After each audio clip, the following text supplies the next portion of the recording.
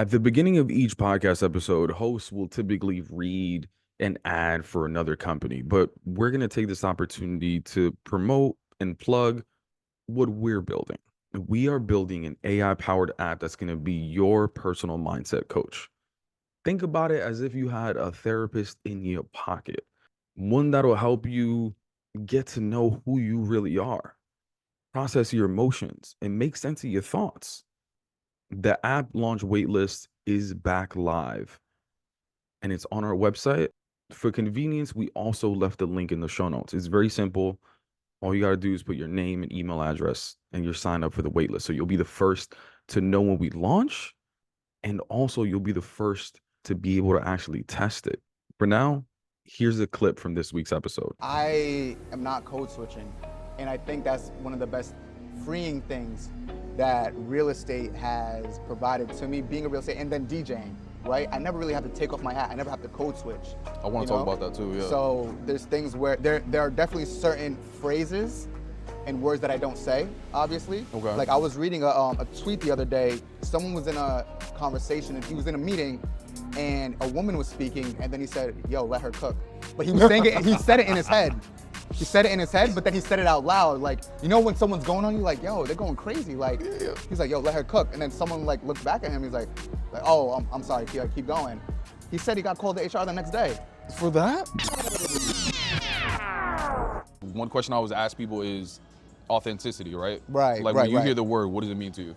Authenticity. So in any sense, Sure, yeah. any sense of the word authenticity. So for me, it's really just about being comfortable in any environment that I'm in. Okay. You know, because for me, I haven't been in a corporate setting in going on 6 years now.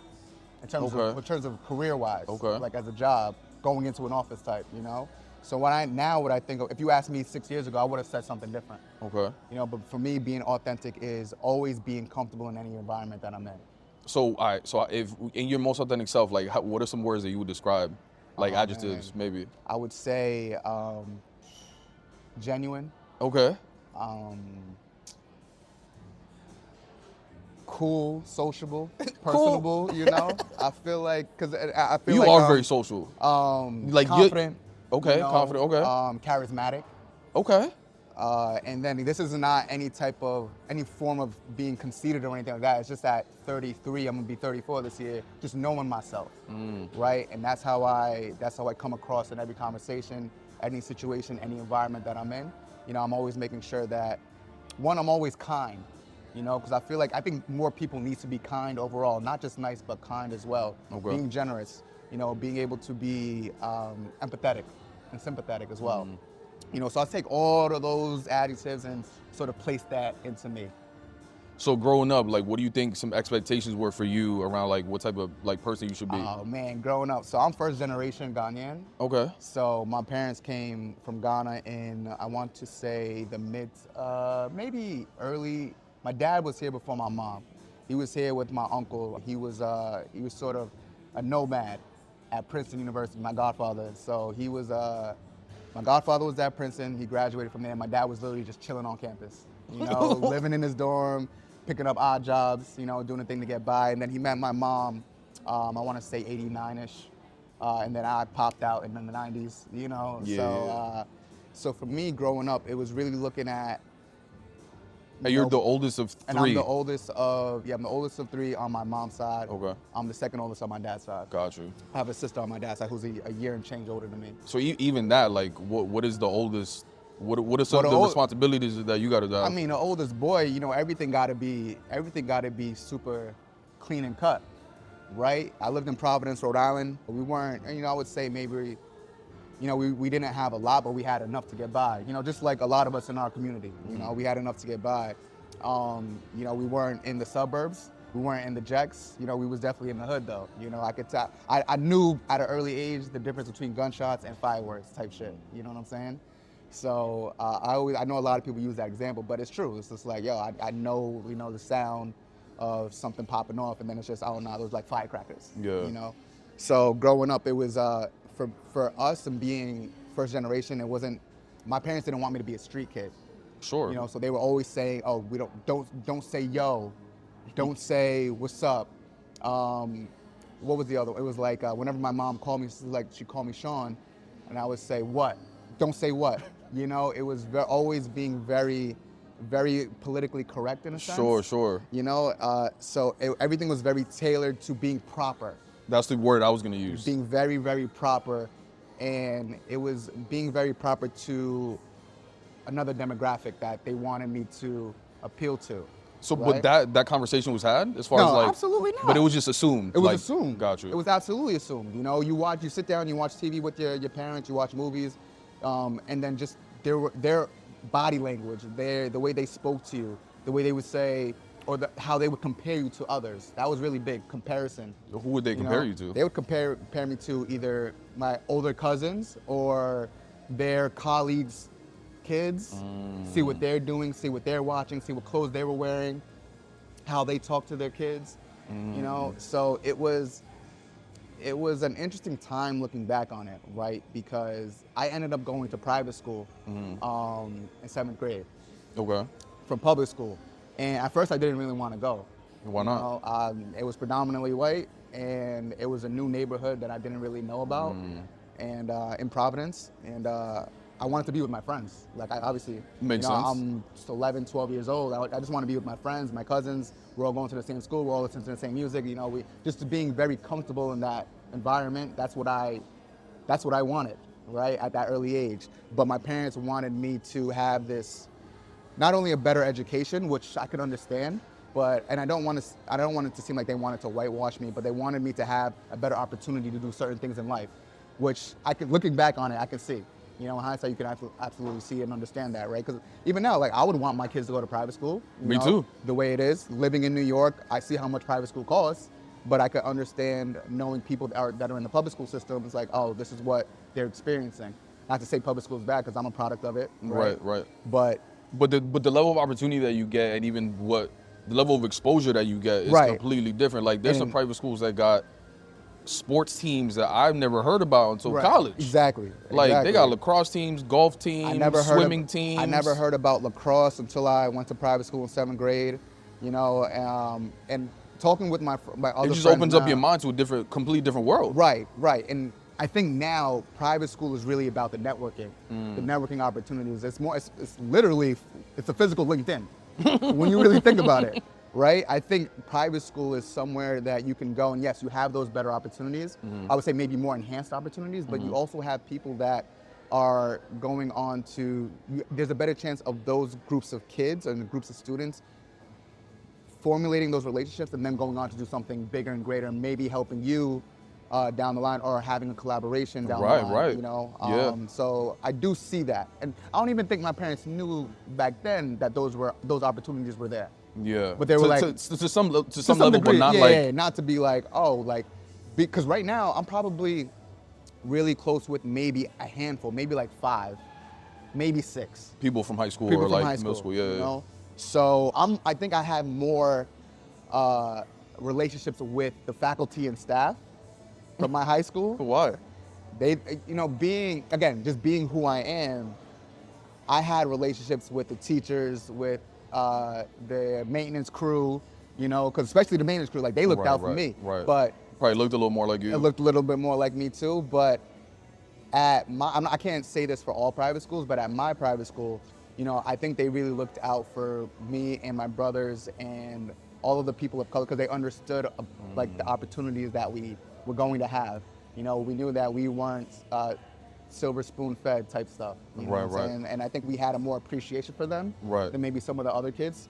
And I think the respectability was there. Like, I always respected my elders, right? And to some degree, there's certain folks that come from a different lifestyle, more luxurious, let's say, that don't have that respectability factor for their elders. Yeah. So I built great relationships with them, and a good amount of them came to my wedding. That's dope. Yeah. Did you, because at an early age you were being compared, but did you also just compare yourself to people when you started going to high school?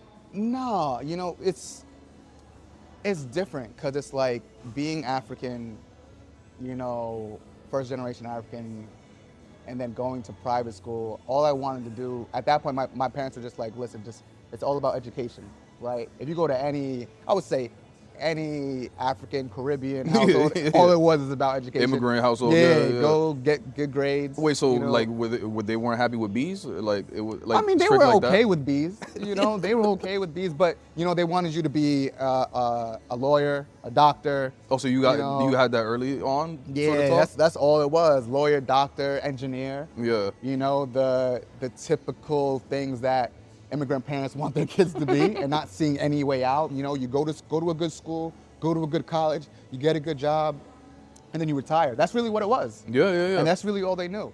You know, and that was instilled in me at a very early age. It's like, yeah. So you getting those signals, Yeah. or that feedback guidance, like is that kind of like where was your mind? It was like, you know what, that's actually a good idea. Let me become a X occupation. Honestly, I wanted to, like, ball was life. You know, I wanted to be a basketball player. Yeah, I wanted to be a basketball we player. all got hoop dreams. Yeah. I wanted to be a basketball player. And like for me, basketball was really serious for high school. You know, I went to ABCD camp. Oh, dope, man. Aim high. Okay. So I came to New York for that. But at the end of the day, I was like, I knew what college basketball was, and I was like, you know what? I'm gonna look at D3, D2. Yeah. But even that, I'm like, it's your life. And I'm like, I'd rather, going back to our earlier conversation, I'd rather just enjoy college, you know? So so that was really it for me. But honestly, at 17, 18. You wanted to play, but did you also think, like, maybe I'll work in the industry? Like, was it always some sports-related interest? There was no real career aspirations for me until, I want to say, sophomore year of college. Interesting. Yeah. Despite what your family was telling you and all that stuff? Like, you Right. didn't think, I mean, at first, my initial major was physical therapy. So going back to that question, so I wanted to do physical therapy for sports teams. I wanted to be a doctor and do it that way and sort of be in the business that way. You want to be best. Right, exactly. I wanted to be best. You know, shout out to Best one time. But that is how I thought I was going to get my way in, to being a doctor and still being in sports, in the sports industry. Right. It's like making them happy, but also making yourself happy. Exactly. Kind of like a perfect mix. Exactly. But then after freshman year, like, I just realized it wasn't for me. Okay. You know. You took one class. You took one of those classes, and you're just like, it nah. was just like a lot of people want to be enough, doctors, and then yeah. they take I don't know, like organic chemistry or some shit like that, and they're nah. So oddly enough, our first semester, I had a 3.6. Okay. First semester. So That's I was amazing. Bro. And you know all the bullshit we was doing. I had a 2.7. Bro, I had a 2.7 and I wasn't drinking. Bro. I should have been drinking. Yeah. And I was drinking. So I was like, I was killing it. You know, school for me was always like study. You learn, if I don't learn the concept, I'll ask a question, you know. But it just wasn't catching my interest. So I was like, all right, I don't think this is really for me. I don't think I want to go the doctor route anymore. So I switched over to business. You know, I wanted to be business admin. Was that That's just general. That's what everyone was doing. Yeah. I think you were business, right? I tried. Yeah. I didn't get in. Okay. I don't think I got into the school sophomore year, but was that like a difficult conversation or a conversation at all? Yo, I don't even think that was a conversation. With family? No. You know, like they didn't know. The best thing about college was being able to be independent. You know what I'm saying? And like if you did that in high school, they would have got a letter. Yeah, exactly, you know what I mean? exactly. Especially again, being the oldest son and first generation. You know, you take everything into account for what your parents say. It's like, all right, I say this, you're doing this. You know, everything has to be run by them, right? It was almost, I don't want to call it a dictatorship because that sounds terrible, but it wasn't a dictatorship, but there was authority. You're also setting I'm assuming I'm only child. You're also maybe setting the bar for the people that are coming after you. Yeah, my two younger brothers, you know, so they have to take a look at that and say, oh, no, this is what Sean did, so, you know, I want to do it too. Right. But again, it's really just going on the idea of authority, right? So going to college and not having to necessarily answer to anyone was really big. But being able to understand your independence and the power of your independence as well, you know. So second semester, I go business admin, didn't think that was for me, and then I actually reached out to my college counselor, and I was like, hey, I'm thinking about changing my major, you know. And then she was like, what are your interests? I'm like, my interests are, you know, sports, math, and a number of other things. So we narrowed it down, and she was like, why don't you be a math major? Those skills that you learn as an undergrad from math and having a math degree can translate into a number of things, you know, and it's very unique. You know, it's not like necessarily a political science degree or business admin, but I knew I didn't want to go the doctor route, and I think math and analytical skills can transfer to a number of different industries. Right. So that's where we ended up, and that's when I really started thinking like, all right, what exactly do I want to do? Like, I think I want to be in the business realm, but the business admin classes weren't interesting to me. Math and numbers were really always interesting to me. Okay. You know, and I feel like you can always learn, especially now with what we have today's social media as compared to them. Yeah. The social media now, you can learn business and you can learn the basic or the foundation of business pretty quickly. Yeah. Right. So I hated business classes, bro. Yeah, accounting wasn't, and looking back on it, accounting can be interesting and can be fun. I don't think the professors we had made it so. You know, it's a big difference. Yeah. Yeah, it's a huge difference. You know, and that's with anything. Yeah. You know, having a good professor and having a good teacher, being able to make it relatable is always going to be a good idea. Like one of my math classes, probability and statistics, we didn't learn how to count cards. We watched that movie 21. Where I believe the main character and his group of friends, they were counting cards in Vegas, and then they obviously got locked up and all that, but they were coming up. Yeah. So we sort of learned the process or the idea of how to count cards, and I'm like, oh, okay, that's actually really interesting. And then watching the movie, it's like making it really relatable to you. Yeah. So around that time, like, just like me, like you started doing internships, co-ops. Yeah. What was your first day fit looking like? Oh, my first day fit? Yeah. So my first co-op was in Brookline. It was actually at a bank. Okay. It was at a bank, and very traditional industry. Yeah, like sort of moving into like the actuary type role, finance route kind of. Yeah. But man, my first day fit, I think I was in a full suit and tie. Okay. And I think that was trash, honestly. Why did you feel the need to wear a full suit and tie? I think they told me. They told me it was a full suit and tie. Yo, you know what? Even before that, do you remember taking co-op prep classes? I do remember taking co-op prep classes. Bro, yes. I remember them putting up a picture of like, this is what not to do and this is what to do. Yeah. And I was like, damn, like this is me. Right, exactly. Yeah, I was looking at it. Yeah, because I think the baggy clothes was phasing out by then. Yeah. Now we're looking at 2010-ish. Sure, right? sure, yeah. So yeah, I mean, I was always big in fashion. Right, so when it comes to clothes, I was always like trying to be hip to GQ and what everyone was wearing, because a lot of that, let's call it business professional wear attire. Sure. I feel like I couldn't afford it at that time. Mind you, I was buying True Religions, rocking Republics, Bro, Sevens. I had so many fake clothes in college. Bro, it was crazy. Yo, I walked in freshman year with fake Pradas. I had fake Gucci's. I had the Prada. I still got Prada to this day from 08. Those are the best sneakers of all time. All time. You can't, yeah. But like I remember having all of those, because I remember we had to connect at Neiman's. And, so you had the real ones. Yeah, what's his name? My man Beans. My man Beans was over there, and he would always hook us up. That was the one in Copley. Okay. In Copley. But looking back, I'm like, I don't know. I don't really see myself, like I didn't know what a tailored suit was. You know, I didn't, and I think I knew how to tie a tie from high school. Me too. That's the only reason. From high school, for basketball games, we had to wear, like, once Coach Carter came out, everyone was like, oh no, you guys got to wear a tie and button down. But bro, I was wearing, in high school for basketball games, I was wearing a tie, a button down, some khakis, and like Timbs. You know what I'm saying? Yeah. But I always had that aspiration to dress like a GQ, like a businessman, but with my flavor. You know, to this day, I don't wear ties. And Why? It's just a personal thing. Like, I don't think ties complete in a suit outfit if I'm in a suit. I don't think it compliments me well enough. It may compliment somebody else, but I also don't like, things tying, like my neck being just all wrapped up. Yeah. So, but I had this conversation with you before. My suits is probably the best. Like, I'll meet someone with a better suit than me, I'll give them a compliment. Because that's how I feel. I think my suits are top tier, and I have a number of them, right? But I also that's important to call out though, is that like you actually enjoy dressing up and you like the way that it feels on you. Yeah. And that's important to know, because some people like that and some people don't, but it's up to like, Yeah, when it permits. Right. When it permits, right? Like, I'm a real estate broker. Sure. Right? So I'm selling multi-million-dollar cribs. I can't show up in this. Tell me why not. I can't show up in this because let me say I can't show up in this. I wouldn't show up in this. Yeah, all right. Right? Why I wouldn't not? show up in this because I want to have not only the self-esteem, but I think I feel like I look good right now.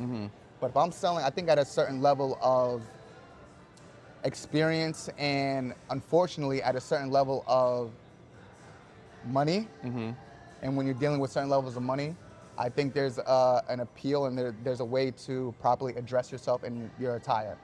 Right? Now, to that point, you look at Mark Zuckerberg, you look at Steve Jobs, you look at Elon Musk, you look at especially those early Mark Zuckerberg when we was in college. Yeah, I mean, I saw he had bootcut jeans with no sock Adidas flip flops. I saw Mark Zuckerberg 2 days ago. He was talking about the Vision Pro. Yeah. He was just in a regular jeans and probably like it looks like a Hanes Navy T-shirt. Yeah. You know, it's probably not Hanes, but once you're a billionaire, you can do whatever you want. That's what I was gonna ask you. Is like, why can they do it and you not do it? Well, one, I'm black. Okay. That's the biggest one. They can always do things that I can't. You know, or that we can't. Right. Honestly, you know, there are things that they can get away with that we can't, and it's unfortunate, but it's the way of the world. It's 2024, but it's still the way of the world. Yeah. And I've accepted it. Doesn't mean that I love it, but I've accepted it. Yeah. Right. And I'm not here to convince you of anything. No, and I know that. I'm more so trying to get into your head and understand like what are the stories or like your inner critic and what like you're telling yourself in your mind, because I think a lot of people have these thoughts. Right. Like you're not the only one, right? So let's go through the scenario, right? Like do you tell yourself like, all right, if I show up to a listing and there's a potential buyer that's going to see the property, if I show up in X, they're going to turn around. Like, tell me a little bit about those stories that you tell yourself. Yeah, so that particular situation has never happened, but the story that I paint in my head is I want to look good to these rich folks. Yeah. If I'm selling a $1 million crib, $2 million crib, $10 million crib, I want to look like I can represent the buyer that's going to buy this crib. Now, to that point, I feel like on maybe 95% of the showings I go on, if I'm representing the buyer, I'm the best looking one there. Interesting. I mean, physically, yes, I'm a handsome dude. But I'm talking about my suit, my shoes, my watch, my accessories. Because I'm there to quote unquote be professional, but have a professional look. I'm professional in the sense of I know the market knowledge. My expertise is A1, you know what I'm saying? So they can ask me things and I'll have the answer to it. And if I don't have the answer to it, I promise you I'll get the answer, right? And I know a lot of people say that, but no, it's true. I'll get it for you right on the spot. I got people that I'll reach out to and they'll give me the answer. But there's been times where the listing agent who's representing the seller, I'm like, are you sure you're representing a $10 million owner? Like, you don't look the part, and again, you don't necessarily have to look the part. You have to be an expert in your industry. Yeah. Right. That's an interesting just like imagination of seeing y'all walking. Yeah. But again, it's harder for us because we're not them. Right? Do you see, you know, you being in the industry, do you think, let's just overall generalize, like black people are often more dressed up to these sort of like meetings? Yeah, we have to be. Yeah. We've learned that we have to be. We've learned that we have to go above and beyond where they don't always have to. Yeah. Right? And it's just, again, it's not pointing a finger at anyone, it's just the reality. It's the reality of it. Because there's still discrimination in that sense. Yeah. Again, everything's unfortunate, but I'm a realist. You know, we have to be realists. It's like, that's just what it is until we get to a level of Jay-Z where I can accept a Grammy and tell everyone in the audience, including the Grammy board, that they are unfair, right? Yeah. Not everyone gets that opportunity.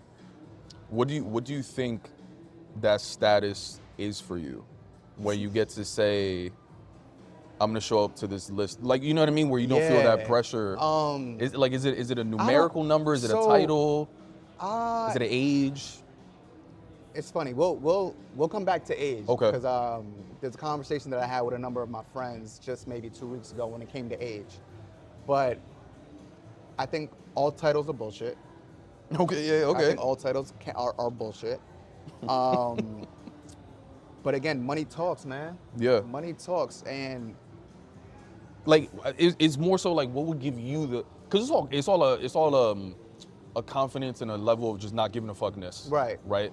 So, like you said, money talks. Like, is Right. it a certain income bracket? Or, See, you know what I mean? it's crazy because I can have $100 million in the bank. Right. And I promise. That's a good number. I promise, right. I would still come off the same way. Because Right. and I can say that because I don't have $100 million in the bank. Sure. But if I did, maybe I'll change my ways a little, or maybe I'll expect certain things. Mm-hmm. But in terms of personality, I feel like you always have to, and it goes back to me having those adjectives for myself, and being authentic, being kind, being empathetic, and being sympathetic. Yeah. You know, especially being African. You know, knowing where I came from, my parents came from, and how we are looked upon in this country. Yeah. Right. Is there a number? I don't know. There's you can move the spectrum. Yeah. Right? You can have $100 million, you can have no money. I've been broke and I've had a lot of money. Yeah. And then I've been broke again and then I've had a lot of money. So, Yeah. you know, so it's gonna keep going. So I don't know if there's I thought- a monetary sense to that, but it just has to be with comfort. Right. It has to right. be with comfort. Let's say I build my own brokerage. I Right. have 100 agents under me. Am I gonna come to the office in a sweatsuit? Maybe. Well, that's Maybe, what I'm trying to right? get at. Is like. But I is could it- also come in a suit. Yeah. You know, so it's just gonna depend on how I'm feeling. Like, It's an interesting thought experiment, though. it is. Like, Or I don't know if that's the right sort of like thing. here's an You example. feel me? When I don't have a haircut, I be feeling bummy. You know, I be feeling bummy. Yeah. Right? So I want to be in my bummy clothes. I won't be in, not necessarily bummy clothes, but I won't put on my top tier elite clothes, right? Or an elite fit. Sure. But if I have a cut, you know, then I'm gonna be, you know, James Bond. you feel like the fit gotta GQ, match I'm the gonna feel cut. like Idris, Michael B. Jordan. Who else they love? Who else they Shawnee love? Do. Shawnee Do. You know, I'll be all of that to the nth degree because, and I think that's something for us as people of color, right? Once we have it, because our relationship with our barbers are like this. You know what I'm saying? yeah. As opposed to, I gave this example of the former UK Prime Minister. Yeah. I forget his name. Boris. Yeah. Boris something. Yeah. So I'm at that age. I'm watching news now just because, you know, I'm turning into, you know, my African dad, where I'm just standing there watching news just to watch the news. And I'm seeing this guy over and over weeks on weeks, months on months, and I'm like, is no one telling him he looks crazy? His hair looks crazy. Yeah. You are the Prime Minister of the UK. Yeah. One of the most powerful men in the world, probably. Yeah. One of the most powerful men in the world, and you actually look nuts. Like, you look crazy. I don't care what your suit costs. I'm looking at you look nuts. Yeah. But then someone on the back end can say, oh, like, you're wearing earrings, you look crazy. Or you have dreads, you look crazy. Right. But I say it for the most part, we take pride in our upkeep. Yeah. We take very good pride in our upkeep, Yeah, whether yeah. whether it be a man or a woman. Yeah. We're like, we hold on to that. But like you said, Right. it's a lot of it is subjective. It is. But it also, I don't know if you made the connection already, but like all of it goes back to childhood. Oh, absolutely. Like your family at an early age was like, you need to look a certain That's way. yes. You need to present yourself a certain way. So it's funny you say that. So it's like my mom was the big fashionista, you know. So we would have clothes, and I'm sure you had this too. We would have clothes that we couldn't wear to school. You only wear these when you're going out, because this is your going out, you're looking really good type clothes. Yeah, yeah. You know, so I think that was sort of like Yeah. the seed that was planted into whenever it's an occasion. You know, because I think everything is situational. You know, so going back Yeah. to the idea of age, we were having this conversation with a group of friends of mine, and one of my friends thinks that at a certain age you should stop wearing earrings, for example, Okay. or at a certain age you stop wearing Jordans That's or colorful kicks. Let's say colorful kicks. Okay. Okay, so for me, you know, I was trying to. Did he say you're at that age right now? Yes, yeah, we're all like 30s, early 30s, mid 30s, yeah. So he he was like, bro, you still doing yeah, that? and then one of my friends that wore earrings, he said one day he looked in the mirror, he's like, yo, I got us to stop wearing earrings, which is fine for them. But again, Right. it goes back to comfort for me. Yeah, it's and how all I carry individual. myself. Yeah. Everything is individual, but for him, it was very finite. You know, it was an absolute of no, age X, you got to stop trying to look like you're young. And I'm like, I'm not necessarily trying to look like I'm young, you know? And then I was going to the Knicks game. They were playing the Lakers. I actually recorded my fit. It was like a sweatsuit like this. It was a smooth fit. I had a cut, so I was looking sharp. I had an overcoat over it. And then I let him know, like, yo, I'm wearing my earrings. but I'm letting you know, like, these are VS1, color grade F, you know, diamond earrings. They're Right. not the joints you get at Claire's, you know? So I'm not sure if that makes a difference, but I think that's the first time I've ever even said that out loud. It's like, why should the, let's say, character of my earrings, or Right. whether they're diamond or CZ, Right. affect how I'm looked at, or Yeah. how I should dress? I mean, I told Right. you before, but like one of my favorite pair of Jordans, the 12s. I had a white and red pair. Yeah, the white and reds that just came out.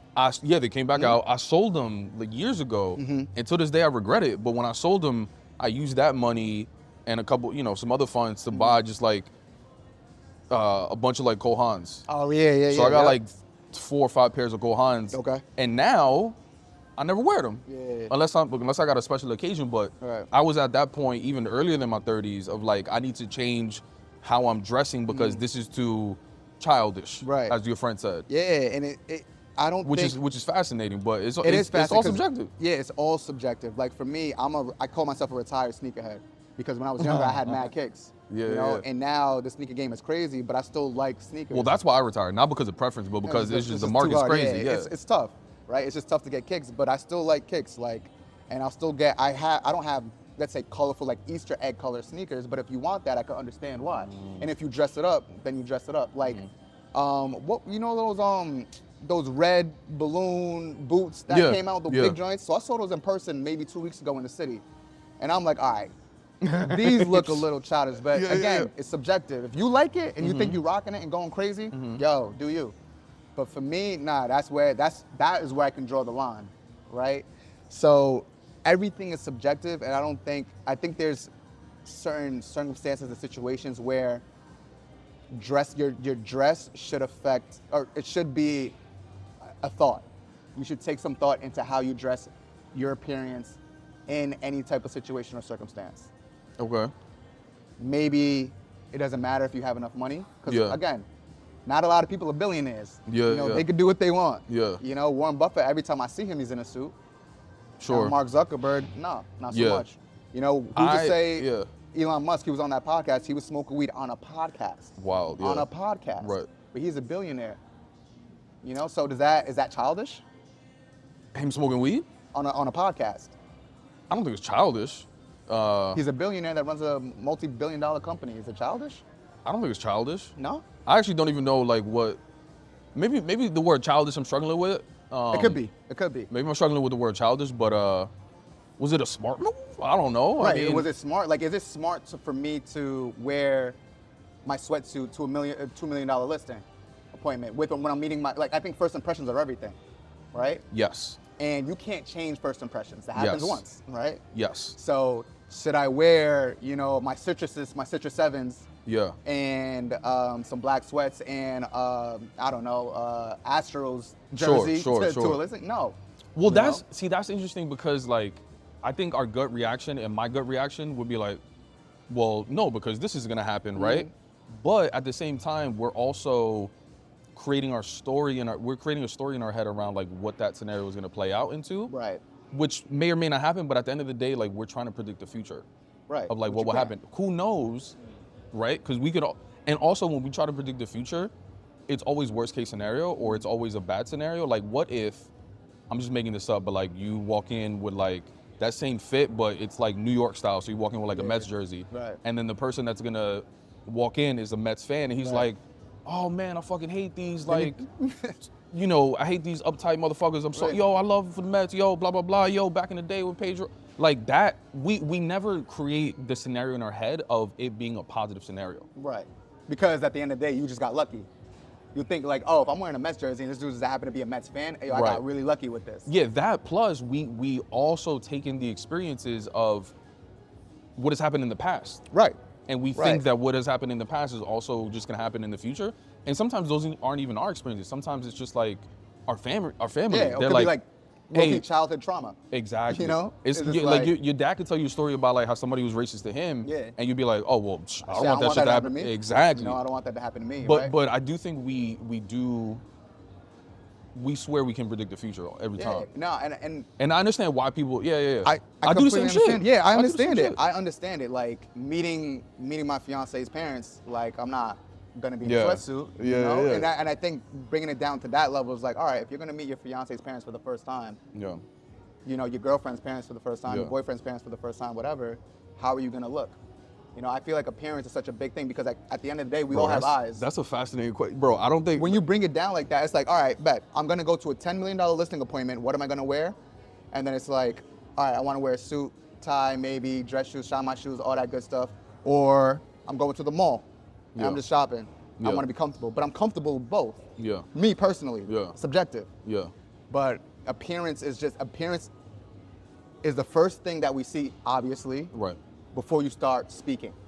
But why is it, so there's two people in that scenario though, right?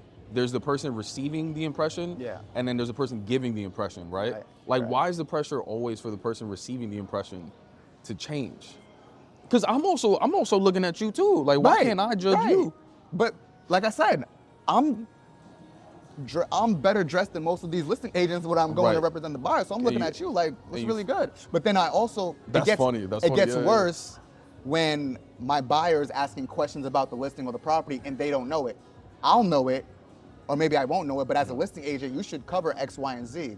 And you don't know it. So now, not only am I looking better than you, you know, appearance-wise, now you just don't know.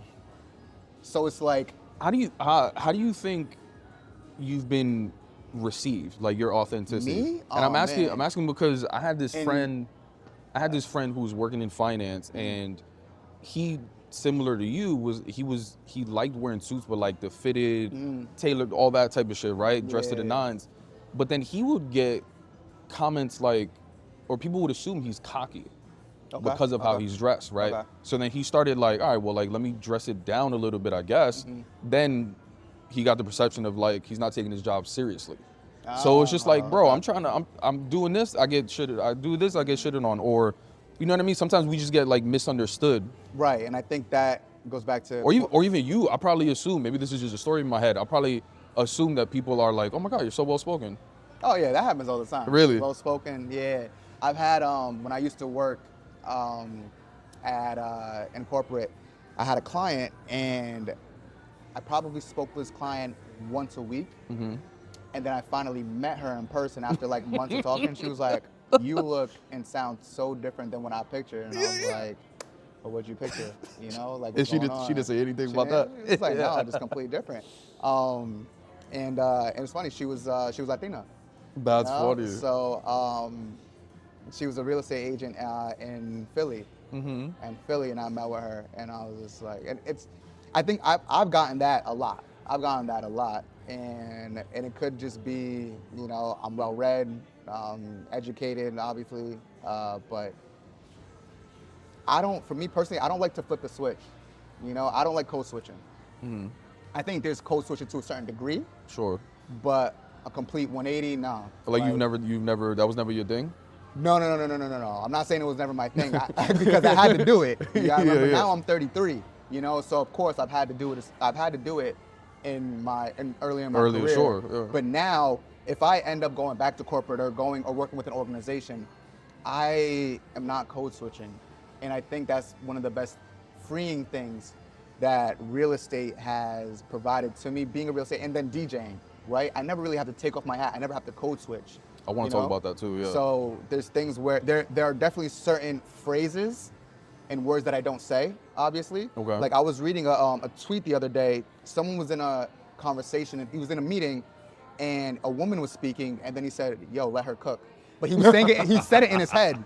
He said it in his head, but then he said it out loud. Like, you know when someone's going on you, like, yo, they're going crazy. Like, he's like, yo, let her cook. And then someone like looked back at him, he's like oh, I'm sorry, keep going.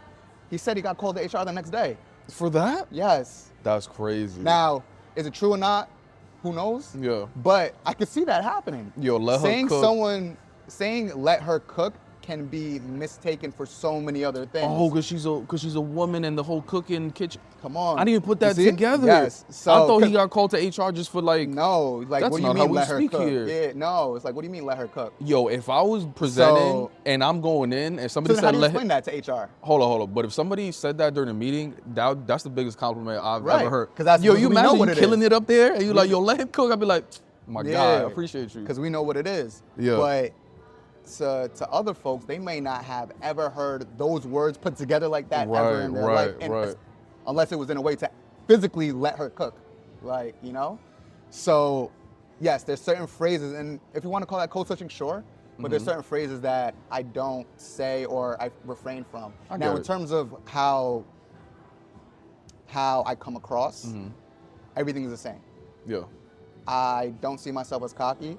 I see myself as confident, charismatic. Well, that's how you see yourself, but how do you think you've been received? And I think that's how I'm received as well. Okay. Based on, and it's funny because I can say this based on my friends, but also just my clients, my clientele, and people that know me. You know, my relationships with my former teachers and faculty from my high school.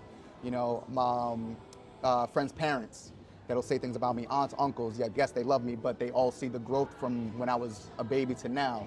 You know, and then just strangers that I meet. You know, I'm talking to people that are working the cash register and just sort of having a joke with them. Like my fiance thought I was. So we went to a dispensary in Boston. Thought you flirted. We went to the dispensary in Boston. You know, we buy something, and I'm asking for a lighter, and I'm like, damn, I forgot my lighter. And I'm talking to the lady at the register. My fiance's with me. And I'm like, yo, you got a lighter? She's like, no, I'm so sorry. And I'm like, what you mean you ain't got a lighter? Like, come on, you work here. I know you probably smoke that good stuff. You know, you got that za. You know what I'm saying? She's laughing. You know what I'm saying? And she's like, I'm like, yo, you literally ain't got no lighter? She's like, no, I'm sorry, but you can buy one. And I was like, you know what? I'll support the business and I'll buy one. So we had that little key moment. And my fiance like, why you flirting with her? Like, too many key. She said, not you flirting with her. I'm like, I'm just trying to get a lighter. That's the struggle of being with an extrovert. Right, right. So and that's what it is. You know, I'm being very sociable, but again, it's just my personality, and that's with everyone. You know, obviously, you know not to cross the line, and I'm just like, but she was just joking, right? Because she understands it's been 10 plus years, so she already knows how I am. But that is just how I am. So there is no code switching there. So that's just a woman at the dispensary register. Now, if I'm showing a crib later today, you're gonna get the same. If you're giving me energy, you know, I'm gonna feed off that. And I also like to feed off energy, you know. So like to yeah, I get that. There's no code switching there. It's interesting that you're at a point too where like you're working in real estate, but you're also dedicating a lot of time to like grow your own personal brand. Yeah. I wonder sometimes like, is there a fear that like people that you're working with in real estate or even your clients that they're gonna find you? Absolutely. Is there a fear? Yeah. No, I hope they find me. You hope they find you? No, I hope they find me. Interesting. I hope they find me because I mean, it's not like doing anything bad or crazy. I'm not doing anything crazy, but I'm being myself. I'm being authentic. Right. Right. And I think that's what lacks, especially within this industry. Too many people want to be like the Ryan Serhant. Ryan Serhant is this big agent. I know, yeah. You know, yeah, everyone knows. If you're in New York, you know who Ryan is. He's been a star on $1 Million Listing. You know, he opened his own firm, I want to say 3-4 years ago. And he has over 100 agents now, which is amazing. He does incredible work, especially in Brooklyn. You know, he's incredibly charismatic, incredibly confident, and he does a lot of great work. But to me, being a person of color, being first generation Ghanaian, being a black man in America, you know, there's certain things that I do and I say and have my own swagger to that he doesn't.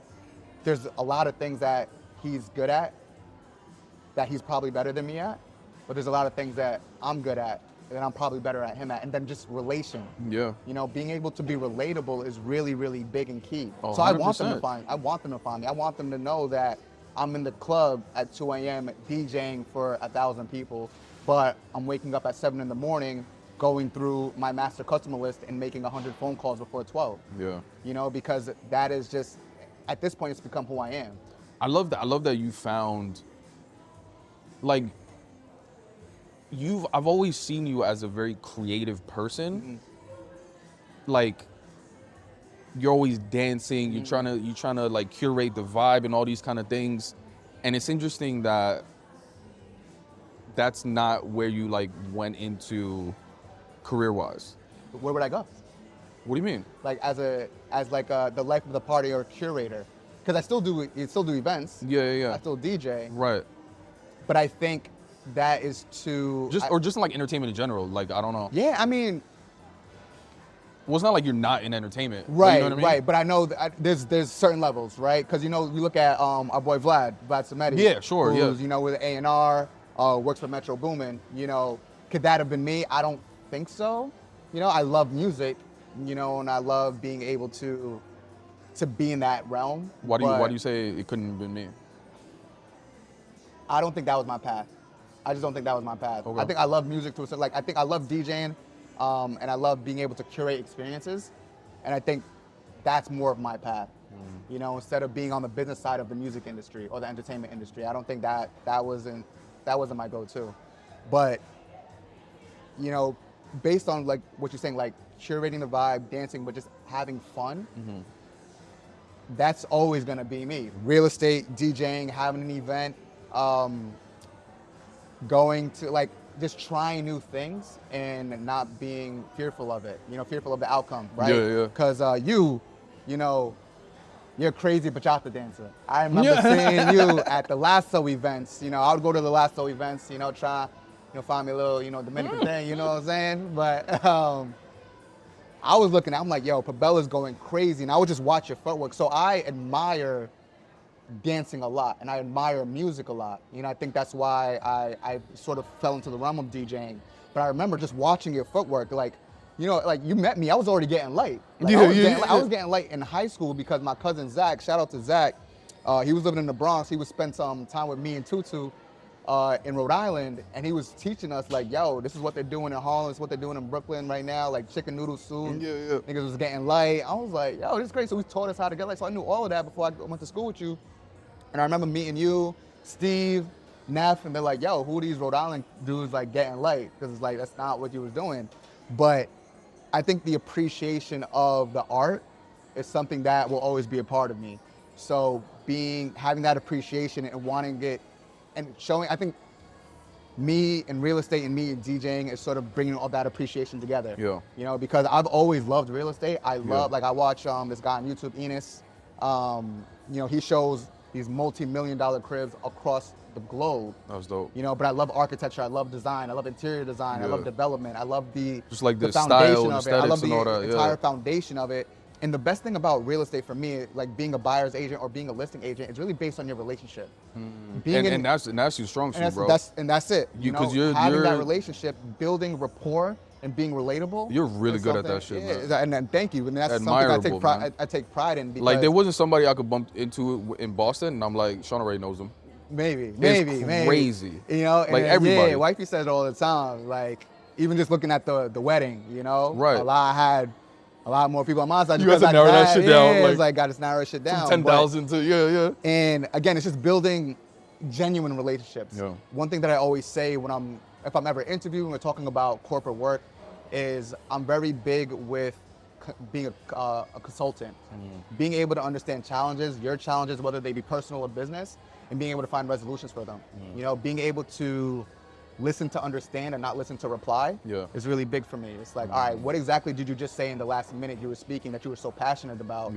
And let me see if there's a resolution for that based on literally what you just said, not me thinking, all right, I already know what I'm gonna say based on what you're saying and I'm not really listening to you. Right. You know? But I'm excited for you to continue like building out the NYO brand. Yeah. Because to your point, I think it shows people that like even if your passion is one thing, you can still do all these other things on the side. Right, yeah, exactly. And it's the reason why I named the company Plural, because I mean, without the W, just more than one. Like I was so tired of being just like this single version of myself. Being trapped in a box. Yeah, like you could do all the different shit you want, and just because you're dressing up in a suit one day and selling $1 million properties doesn't mean you can't be in the club the next day doing whatever you got to do.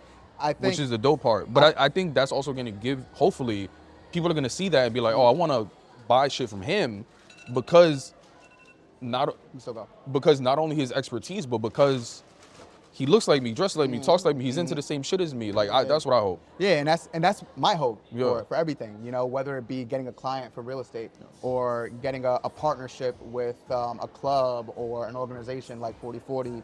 You know, being able to have that ability to relate to folks, and it's not just because like if they're black and I'm black, or they're a person of color, I'm a person of color. You know, anybody. You know, being genuine and being authentic is what I'm about. You know, you can't place me in a box.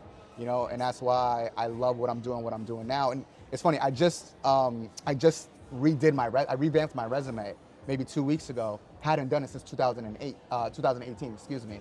And I'm like, I was about to say 2008 is crazy. I did a lot of shit. Like, there's a lot of shit in here. And then at first it was a brain dump, but then revamping it to how recruiters want to see a resume. And then I'm looking at it and I'm like, wow, I'm impressed with myself, you know, but yes, I took the moment to be impressed with myself, but I still got a long way to go. You know. So what inspires you as you look at this journey moving forward to continue being your most authentic self? You know, it's funny, a lot of my friends inspire me. A lot of my friends inspire me, seeing what they do on a daily basis, and then just being in New York. You know, one of the reasons people ask me all the time, like, why am I in New York? You know, people say it's smelly, it's crowded, it's too expensive. The weather. The weather. The only thing I really give them is that it's too expensive. Anything that's smelly, you're talking about Times Square. No one goes, like, if you live in New York, you don't go to Times Square. That's a tourist attraction, like all that. But we have some of the best food in the world. You know what I'm saying? And even outside of that, it's just being able to meet people like yourself that aren't comfortable with being stagnant. Everyone's trying to better, at least that I meet, everyone's trying to be better than they were the day before. You know what I'm saying? Whether you work in corporate law or whether you work at the Verizon retail store. You know, everyone is trying to do something to better themselves and have that hustle and grind. Yeah. You know, a friend of mine right now, he was working at the airport, but now he's selling sea moss that he personally makes. He gets the seaport, I believe, from Trinidad, and he's making the sea moss gels. He's making his own juice, and he's selling them on the Ave. Like, he's literally taking a cooler, and just literally has his own marketing plan, own business plan. He's like, yo, I love this for me, and this is what I want to do. I don't want to go back to that, and I admire that. You know what I'm saying? No matter how old you are, you know, having that hustle and that grind mentality is something I think I don't call myself a New Yorker. I've spent most of my adult life here, and I feel like it shaped me to who I am today, very much so. But let's say as New Yorkers, that we take for granted, you know, because I think we're always on the go, we're always trying to do the next thing. But if you sit back and think like, wow, like I was doing this, and then I was doing this, and then I was doing this, and now I'm doing this, and I still got this to do, it's like, yo, just sit back, you know, reflect on it, digest everything, and just get excited for the future, you know. That's really what I'm about, you know, and that's why I'm really appreciative of you taking the steps that you took. Thanks, man. Because again, going back to it, seeing you freshman year to where you are now, AOL, Meta, TikTok for a little bit, you know, and being able to take that jump, because we have a personal relationship. You tell me how much you make, and I'm like, bro, you sure? Like, you sure? You know? So, and I'm sure like that conversation with your mom and your grandmother must have been difficult too. Like, coming into real estate, I had to prepare my parents for me not being able to have a check every 2 weeks, you know, and sort of giving them, like, having them digest that. It's like, wait, so you want to do what exactly? But Sean, you don't know a lot of people in New York. How are you going to do that? You know? You have a good job right now and you're making good money. Like, how are you, like, why would you give that up? You know, so for them, I think they've leaned into it a lot more, because now I'm doing it 5-6 years. And they're just trying to protect us, right? Yeah, and because I can't fault that for them. Can't fault them for that. Yeah, so it's, if I had a kid, you know, and they were telling me they were leaving this high-paying job and they wanted to go to an industry that 85% of real estate agents don't renew their license after the first 2 years. Wow. You know, it's something that would scare me, right? It's like, especially living in New York. Granted, I'm not that far away from Rhode Island, but, you know, being, what was I, 27 at that point? Maybe 27, 28 maybe? It was nerve-wracking, especially for my mom, you know what I'm saying? So sure.